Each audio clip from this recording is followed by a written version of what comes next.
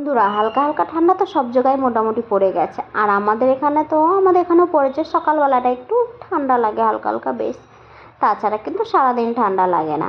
আর এরকম সন্ধেবেলার দিকে যদি একটু ঠান্ডা ঠান্ডা ওয়েদার, তার সাথে যদি একটু পাঁপড় ভাজা, আর যদি থাকে একটু বেগুনি আর মুড়ি, আর তার সাথে যদি 1 কাপ গরম গরম চা, তাহলে কিন্তু সন্ধেটা জমে যায়, তাই না বলো? যদিও আমি চা খাই না, তাও তোমাদেরকে বললাম, অনেকেই চা খেতে পছন্দ করো, আমার তো বেশ ভালোই লাগবে।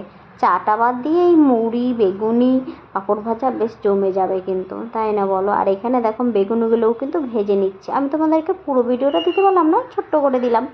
আর দেখো বেগুনিগুলো কিন্তু প্রত্যেকটা ফুলেছিল, দেখতেই পাচ্ছ। আর আমার তো দেখেই খেতে ইচ্ছে হচ্ছিল, তোমাদেরকে কি বলবো, ভাজতে যতক্ষণ, খেতে কিন্তু 1 মিনিটও টাইম লাগে না।